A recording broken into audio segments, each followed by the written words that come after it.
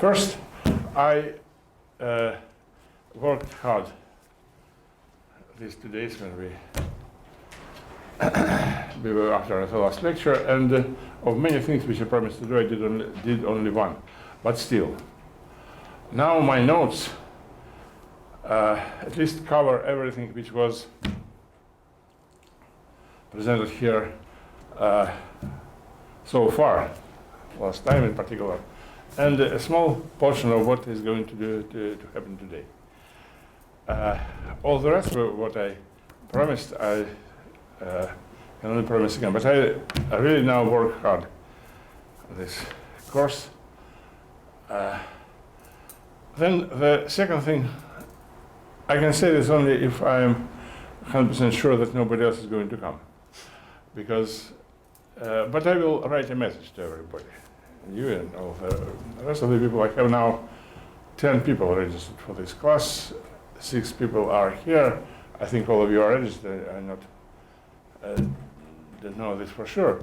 But starting from this quarter, some of you may know that the traditional system of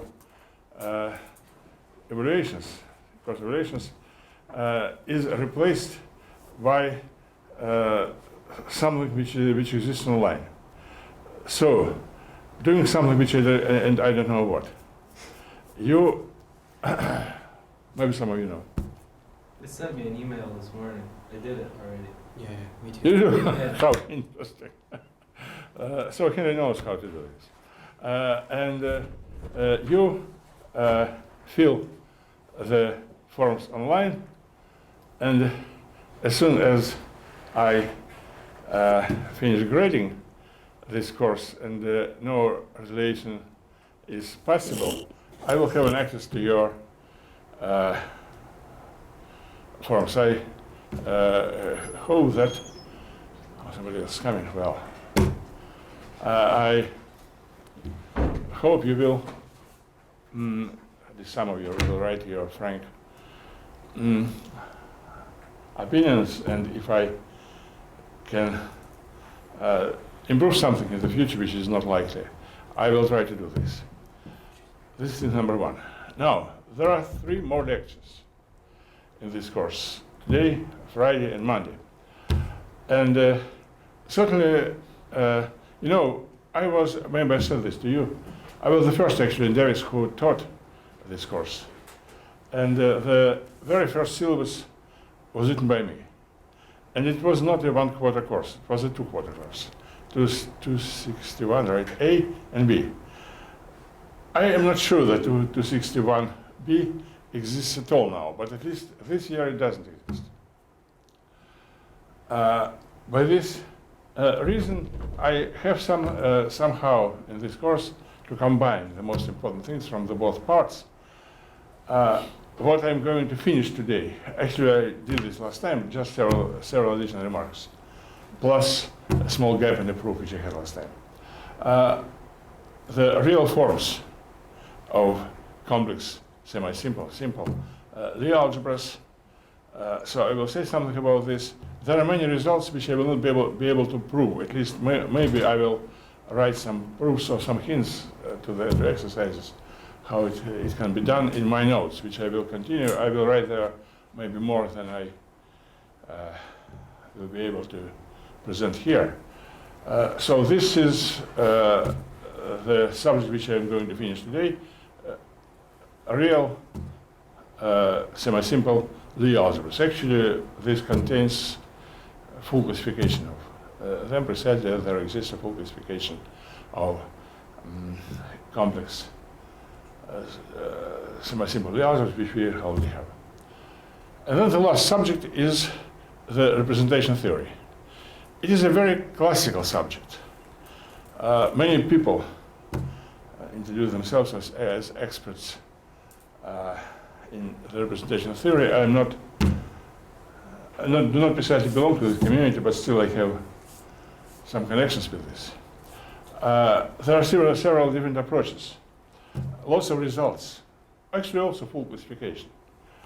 And I am going to present here, maybe again not in full because 3 lectures is not sufficient, This approach to the representation theory of semi-simple, complex semi-simple Lie algebras, I will not consider, but also this also exists, the real version of it. So you will have some idea how it looks like, and then you can read the literature. The literature is huge. Representation theory, very classical domain. And I will also write something, maybe more than I'm going to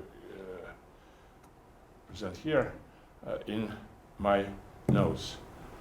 I think this is all I was going to say, so if you have immediate questions.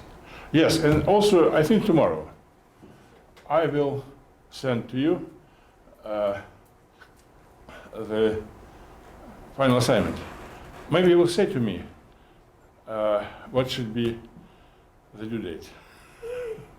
I didn't look through the calendar. So what is the last day of the quarter, first of all? You don't know, I understand. In the finals or of the Of everything. classes? Oh, Saturday. finals, everything. Saturday, yeah. You know, Saturday, A week from this. yes, week from the nearest Saturday, I understand. So maybe Friday the last day, or you need, so if you really get your assignment tomorrow, I don't think you are going to work on it during the whole week. Maybe Friday at some reasonable time in the afternoon, like 2 or 3. Yes. I will just come to, well, certainly some of you, so much so advanced in everything, probably will submit your works in the electronic form, which I don't mind. But those who, like you call it, who never does it, you can write your work on paper by pencil, more or less legible, and put in my mailbox on the first floor of the department. You page also, right? Yeah. Yes. So some people are sort of very much opposite to the electronic form. So whatever you do, I will accept it. I don't see what else I can say before I pass to my subject. Any questions not related to? Any question related to what I'm doing here? You? No? You? Well. So, last time I formulated and proved actually what, by some reasons I need to repeat it, and I will prove a better statement. If G is a complex semi-simple Lie algebra, so it is H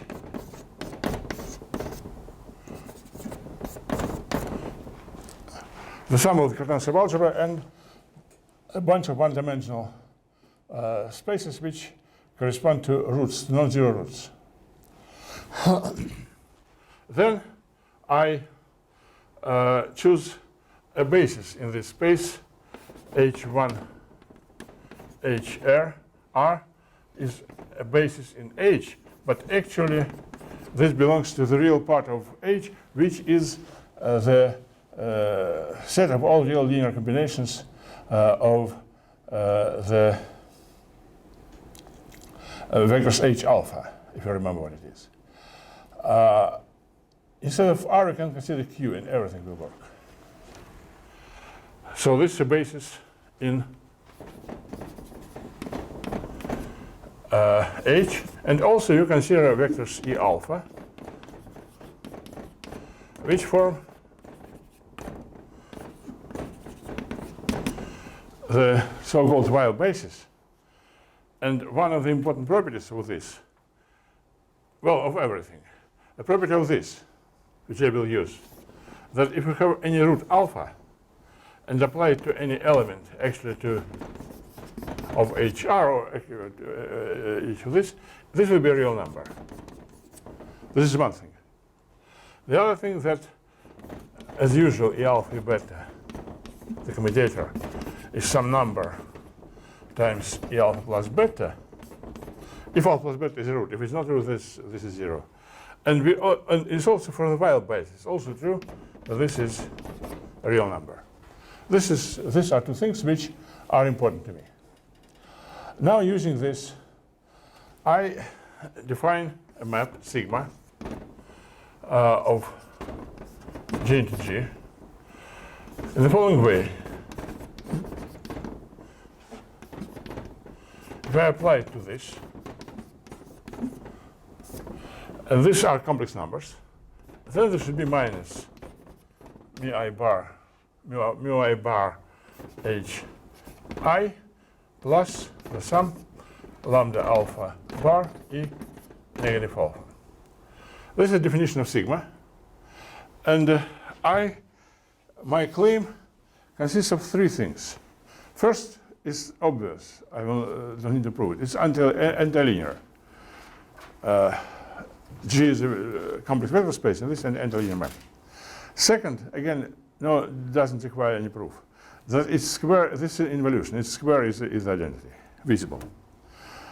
Then a thing which we proved last time.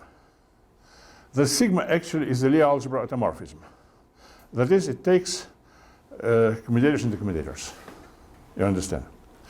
And the last thing, negativity of certain form.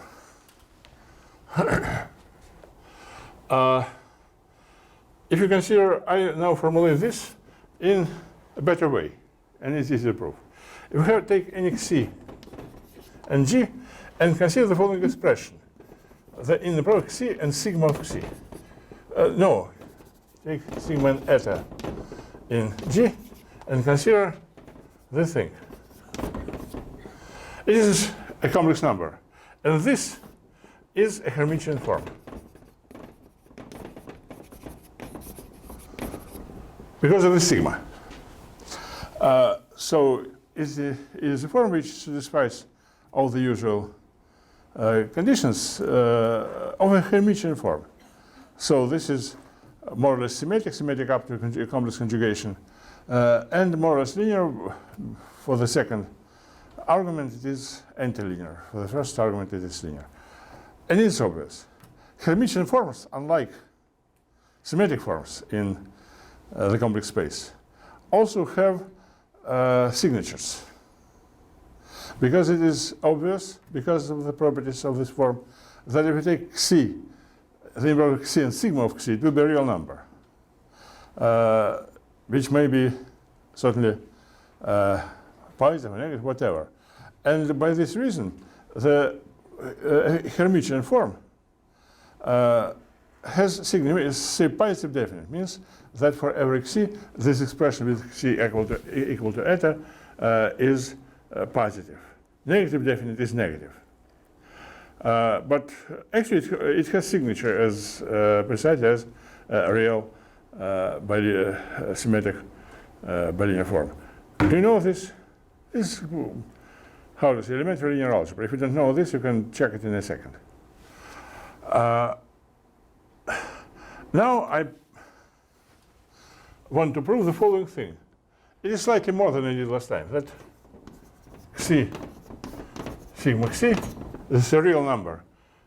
It's always, if c is not equal to 0, is negative. By this reason, if you restrict the Killing form to the real part, that is to the set of fixed points of sigma, it will be a negatively definite form. If it is negative, then a real Lie algebra with a negative Killing form, is negative definite Killing form, is called compact, and is related, we discussed how to compact Lie group. So somehow this property of Lie algebra has topological meaning. Compactness is a property of topological manifold. Lie algebra is, after all, is a finite dimensional vector space with simple algebraic operation. And somehow, within this algebra, using this algebra, you can understand all the properties of the Lie group. By the way, also cohomology, whatever, drum cohomology. But what is important is that compactness of a Lie group somehow manifests itself in the Lie algebra. I don't need it now. Just a remark which justifies the consideration of this fact. But my statement is, this is negative. One simple question to you, because I should have said it before. My friends, why negative? Why not positive? We are taught in the kindergartens that positive numbers are better than negative numbers. And somehow I say negative, and you maybe could prefer that this be positive. Want to say something about this? If you don't, I can say that a killing form can never be positive, because the inner product of H alpha and of alpha and alpha is always zero. This is the fact. There are zero squares. There exists such a thing which is similar to the light cone. Why is it zero? Because there was such a property that if you have G alpha and G beta in that decomposition, if alpha and beta, the sum alpha plus beta is not zero, then G alpha is orthogonal to G beta. In particular, if alpha is not zero, do alpha is never a root in this fine-dimensional theory. Do alpha is never a root. So the inner product of G alpha within G alpha is zero. G alpha is an isotropic space. The inner product of I say in general, G alpha is one-dimensional. So I take this one vector in G alpha, which is not zero. Its inner square is zero, which is absolutely impossible for, which is 100% impossible for positive definite forms. For negative,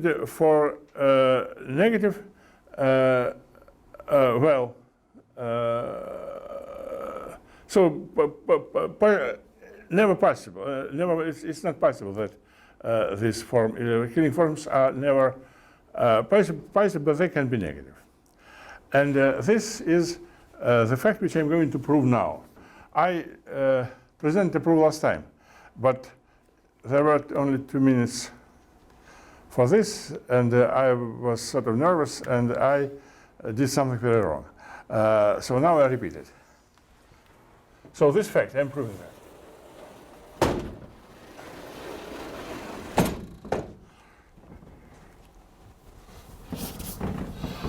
I'm proving that. So what I'm going to prove is the following. I take an arbitrary element.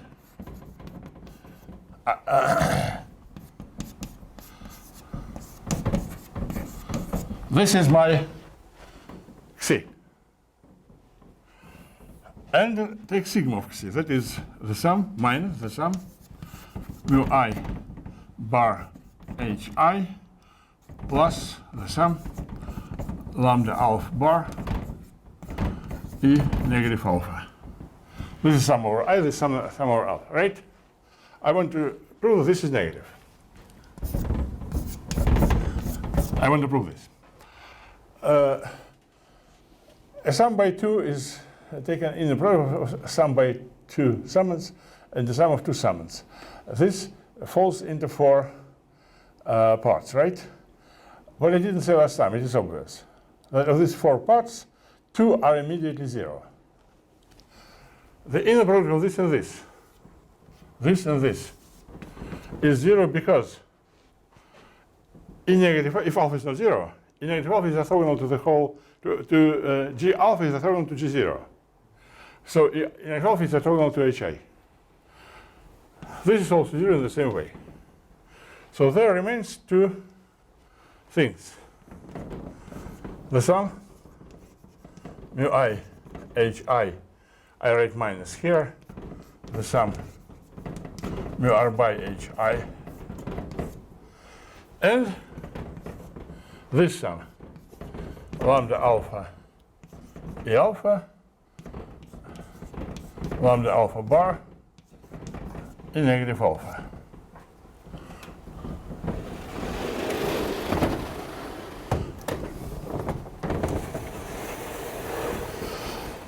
I want to prove that both summands are really negative.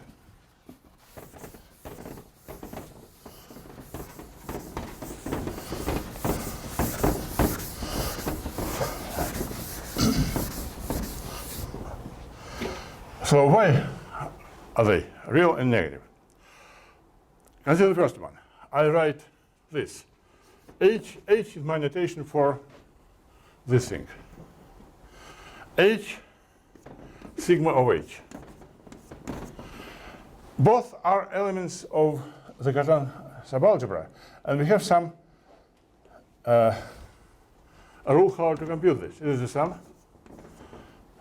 of the roots alpha of H, alpha sigma of H. Let's compute these two things using now my expression for H. Alpha sigma mu I H I. I don't need to compute everything. It is certainly the sum mu I alpha of H I, right? The second thing, this minus, so the second thing, minus alpha of sigma mu I bar H I, right? Yes. So the same way, the sum minus the sum mu alpha bar alpha minus alpha of Hi, right? These two minus eat each other, and I get the sum mu I bar alpha of Hi. If you compare these two things, you see this number is real. I said this to you. Maybe I know it was written right on this board. This number is real. So these two things are well, minus. So these two things should be again. I say the same difficulty I had last time. These two things must be. So actually, this should be minus sum over alpha of H, alpha of H bar, and sigma of H is this. So I apply it. Yes, by negative one, certain alpha is here. Yes, so minus this. It is right. And then this is the sum over alpha minus alpha of H squared. And everything is done with this part, right? Yes. Not my alpha, certain alpha. I apply alpha to sigma of H, not minus alpha. More or less. So I will erase this with a kind permission. It is written in my notes. And the second thing. The sum lambda alpha E alpha, the sum lambda alpha bar E negative alpha. Now E alpha and E alpha and E beta have 0 in the product if alpha plus beta is not 0. So actually these two things can have no 0 in the product only when alpha is the same. So this is the sum over alpha lambda alpha bar alpha, well, E alpha if you wish, in negative alpha, and this is negative 1. Again, by our definition of this pair. So this is minus the sum, and here I just write lambda alpha squared. Two negative numbers. Well, maybe one of them is 0, but at least not all are 0 if C is not 0. So this sum of these two is a negative number, and this gives you the final result.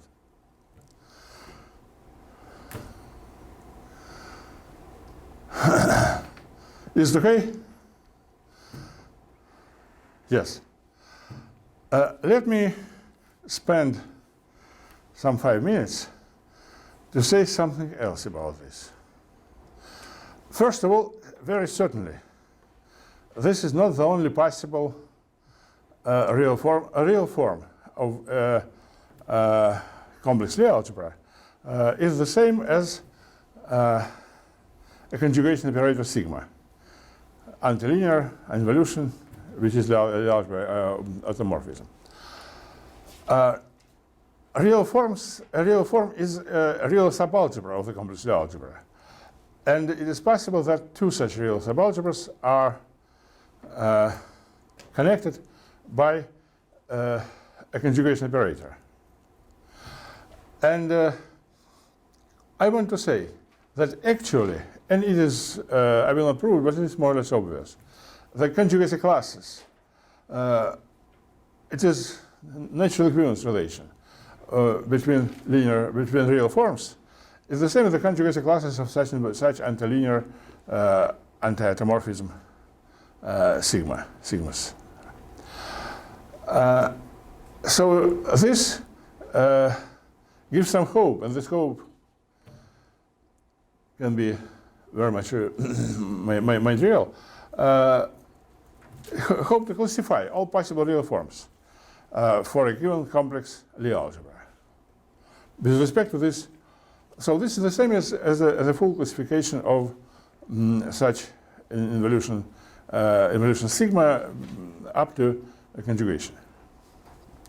Well, I can say that first of all, there is a theorem.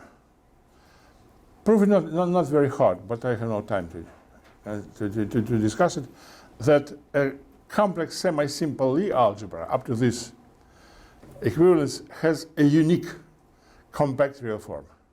So of all real forms of a given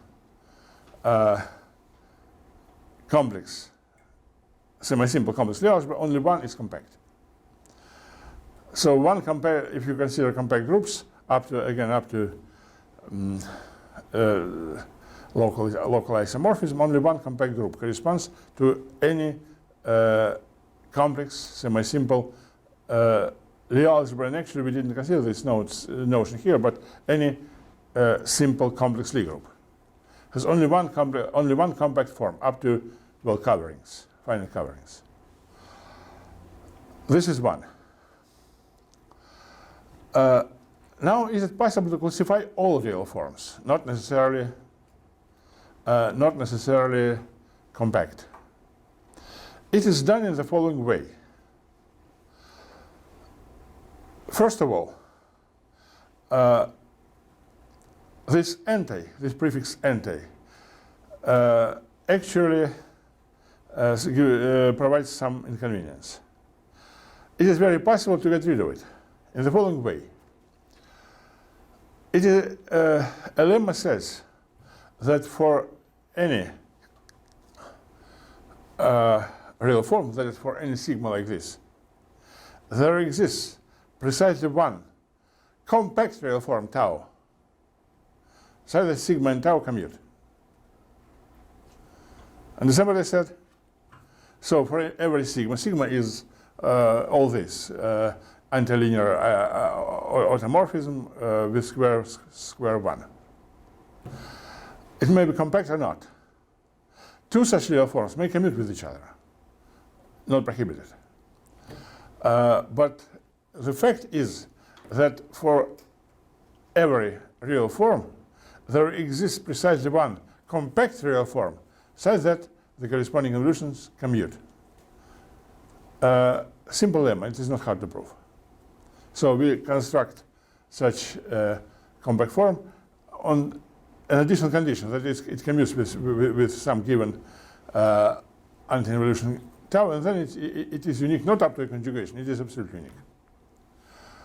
After which, you take the composition in any order since they commute, of this sigma and that tau which commutes with this. A composition of two commuting involutions is also involution. Agree? You agree. But this is linear, not only a composition of two antilinear maps is linear. This actually gives, if you have such a complex conjugation, an antilinear involution, you can rework it into a linear involution. And by this reason, the classification of all real forms of Lie algebra becomes actually the classification of honest involutions, of maps, of linear maps, G into G, which are with square 1, which are Lie algebra automorphisms. And this is not a hard thing, because you can actually see all such involutions on the Zinkin diagram. Again, I will not do this in all details, but let me say that in the classical Lie theory, it is well the classification of real forms of a given simple complex Lie algebra is done. It is classical result. Maybe not belonging precisely to Cartan, I don't remember. Maybe it was done by Weil or something, but at least it is known for decades. And the real forms, at least most of them, no, all of them, real forms of the classical, at least, complex Lie algebras are well known. Last time I said something about this. I can repeat it again. For S, L, and C, the series A, S, L, and C, the most obvious real form is S, L, and R.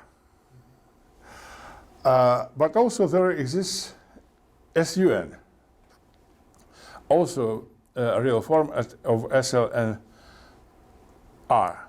I say SUN, but using the trick which we discussed last time, we can say SU PQ, where P and Q are two numbers, so this is related to a Hermitian form of this signature PQ. SU PQ.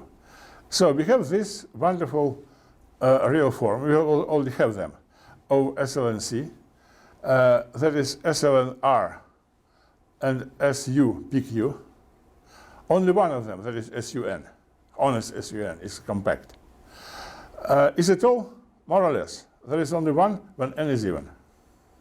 If n is even, then SL and C is the matrices in Cn.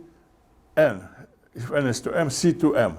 And C to m may be also regarded, if you know this language, as the m-dimensional space over quaternions.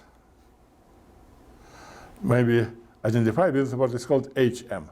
In this HM, there are quaternion matrices, and in particular, they can have trace 0. So there is, I think, as SLMH, where H is the algebra of quaternions, non-commutative field of quaternions.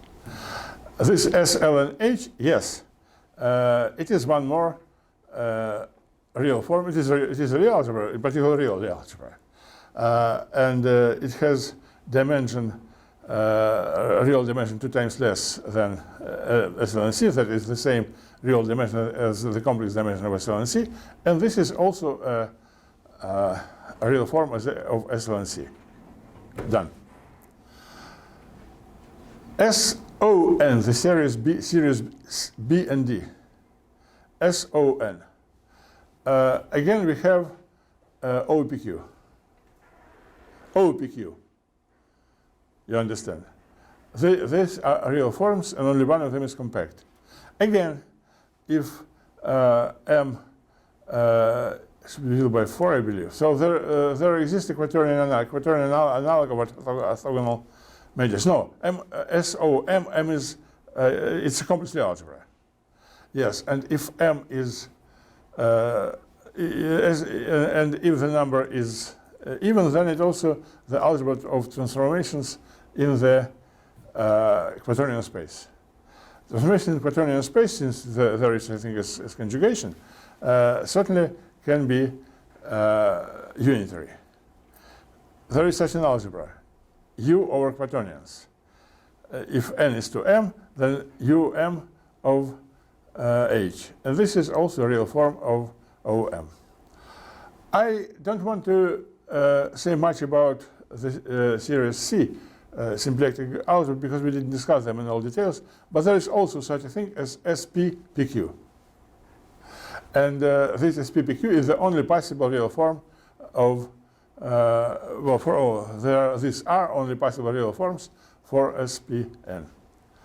There exists a classification of real forms of exceptional algebras. As far as I remember, there is only one real form which is compact for the algebra G2. I describe it here. It is the algebra derivations of the Actonian algebra.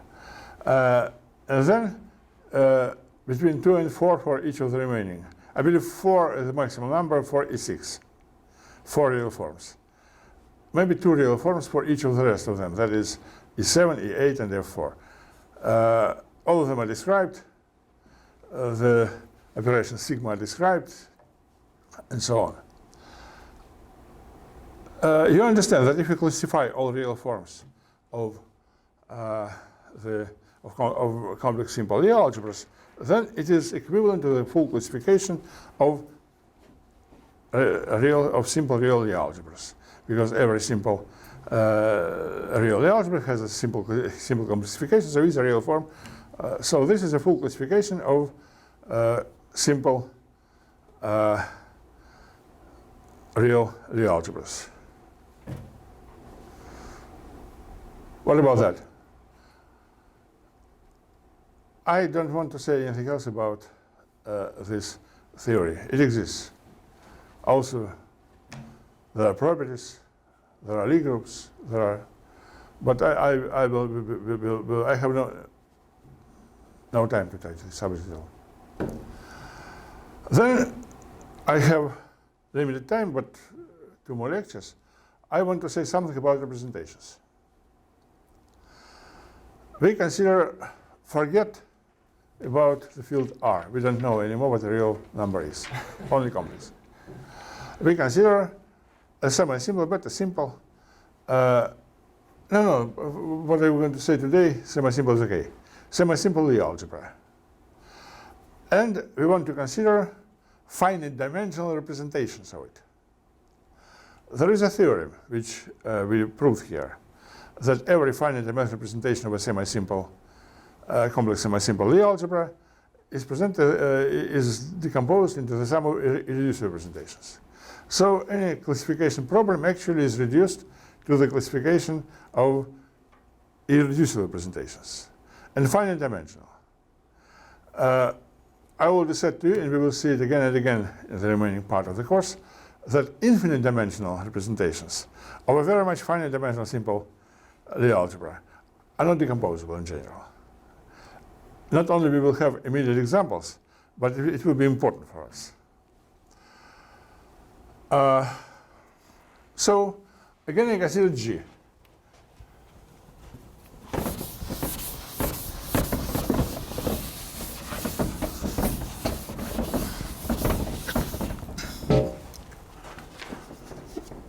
Which is H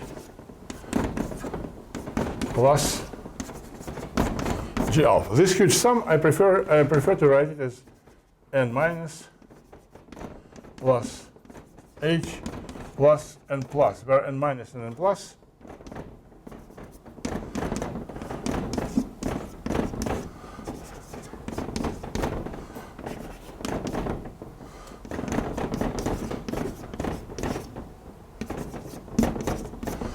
you can always think when I write the presentation that we have the Lie algebra SLN, and we consider diagonal matrices, lower triangle matrices, and upper triangle matrices. But this decomposition exists as soon as we have positive and negative roots. Also, actually, is defined in sort of an arbitrary way, but suppose we did it, and we have this. And then V is representation.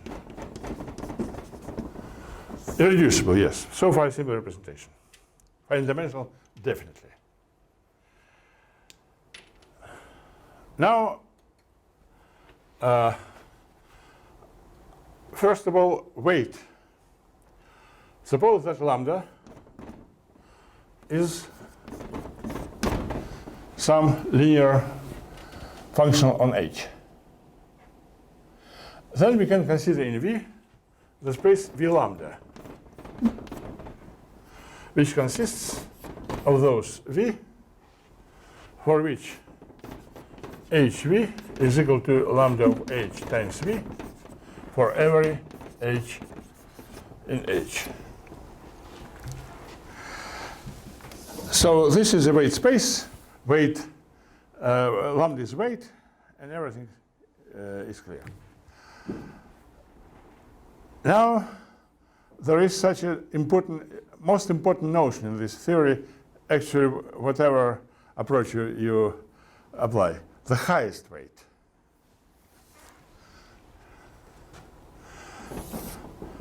A vector V in V is called a highest weight vector. If first it is a weight vector, so first it belongs to V lambda for some lambda. Second, it is annihilated by n plus. Whatever element from n plus you take, you apply it to V and you get 0. Highest weight vector, also called in works of some irresponsible authors like myself, singular vector. Also called a singular vector. You understand? If we have a representation, do we really have a highest weight vector in it? I say that if the representation is, my first statement, if the representation is fine dimensional, then yes.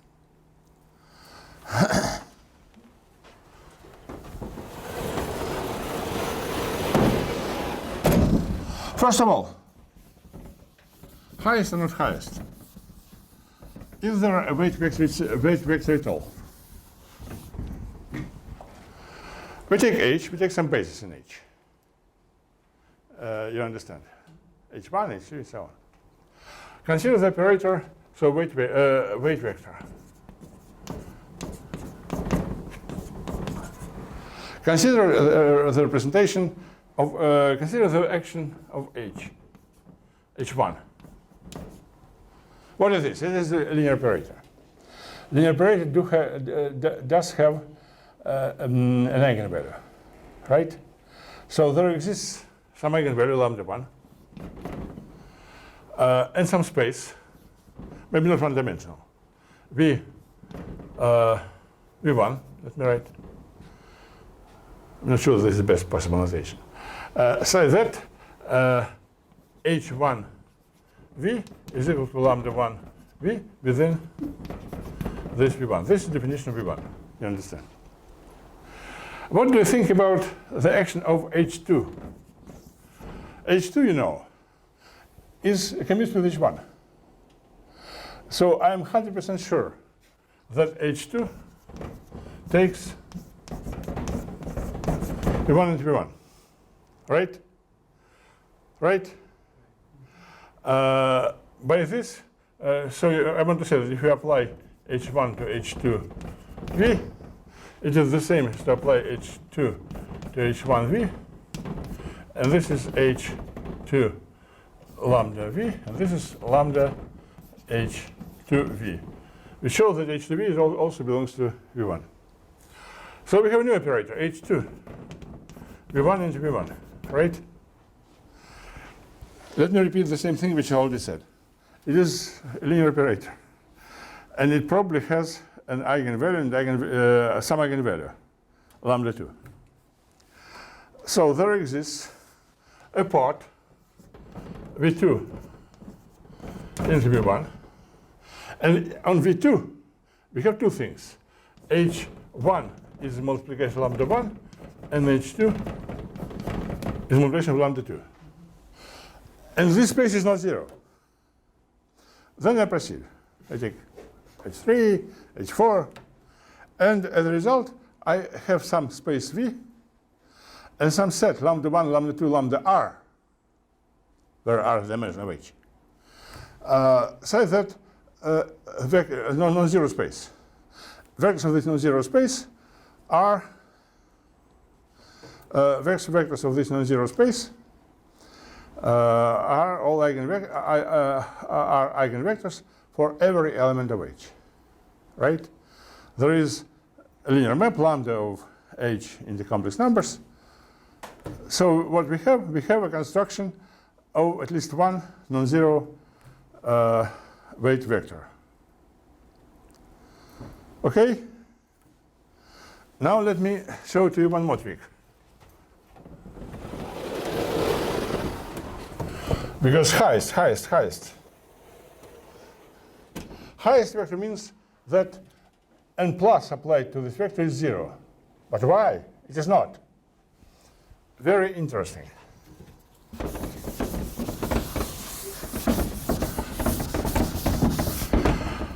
So suppose, actually n plus is spanned by E alphas, where alpha positive roots, right? So suppose that E alpha, so V belongs to B lambda, not 0, and I apply V alpha to it. What happens? But it's very clear. If I apply H to this, it will be E alpha HV, right? Plus the commutator of H and E alpha applied to, and this will be actually alpha of H applied to HV. This is what, no, to alpha V, excuse me. The commutator of H and E alpha is actually E alpha times alpha of H, by definition of E alpha. Yes, so this is true. And this is also an eigenvector of H with the eigenvalue H plus alpha of H. Now you know positive root alpha. We can always find an H. We can always find an H such that alpha of H will be positive for every positive root. This is actually the definition of the decomposition into positive and negative. And by this reason, for this particular H, the eigenvalue alpha, which is real, positive real number, eigenvalue becomes acquires a positive, well, yes, plus a positive number. You want that to be lambda, not H, and lambda of H. right, Yes, right. yes, excuse me. Plus alpha of H. So what happens if this new vector, E alpha, again is not a single vector, again not highest weight vector. We will apply some beta to it. And every such operation actually affects the eigenvalue in the same way. We get a positive addition to it. This, you know, cannot be infinite. because certainly H as a linear operator in G has finitely many eigenvalues. So we apply and apply and apply vectors like E alpha to V, and at some moment we discover that no more can be applied. That actually the vector which we get is annihilated by any by any alpha for any positive root alpha. For any element n1 plus, hence. Okay? So we have a highest weight vector. Now we do the following. The most exciting thing I will say in the last minute. So be prepared to the most exciting thing. Take this highest weight vector and let us, if it is impossible to apply to it elements of n plus, I don't see any other possibilities to apply to it elements of n minus. So take this vector, apply all E alpha for negative alphas, apply the same to the results. So apply and apply and apply elements of n minus. Well, finite dimensional space, again, it is clear that at some moment we will stop. But even if this is not possible, consider all possible things like this. We take this highest vector v, and we apply e beta 1, e beta 2, e beta n to this v, where betas are all negative roots. Take this for all n's. We have some vectors in v and some subspace of v, right? Now it is very easy to understand that this subspace will be actually subrepresentation. Certainly n minus x within it, but n plus also. It is very easy to check. I have no time to do it today, but you can believe that the composition of e alpha and e beta for negative and positive roots, if alpha plus beta is a root, is also negative, because alpha was negative, whatever beta is. So actually it is not hard to understand. This is subrepresentation. But it was an irreducible representation. Any subrepresentation which contains at least one non-zero vector, that is v, should be the whole v. So we have a description of the whole space v. Now, what we are going to do next, we are going to say that first of all, this representation is fully, first of all, any irreducible representation is a representation with the highest weight vector. This highest weight fully determines the representation. And there are no more highest weight vectors. It is very easy to also, we will understand this. Only one. So we have such a pre-classification of all irreducible representations. Highest weights. But if we are given a highest weight, is it really true that there exists a representation, a finite dimensional representation with this highest weight? Infinite dimensional does exist, but finite dimensional. And this is a condition on the weight, a theorem. I will explain it if not fully proof. This is my last word, excuse me. If highest weight in a finite dimensional representation should satisfy two conditions: integral, dominant. Integral. This means that its value of this lambda on, well, together, integral dominant, value of any h alpha I, where alpha I is a simple positive root, should be a non-negative integer. At least one of them should be positive. And this is a full classification. Very much similar to what we had for SL2, but I will explain this in some better way.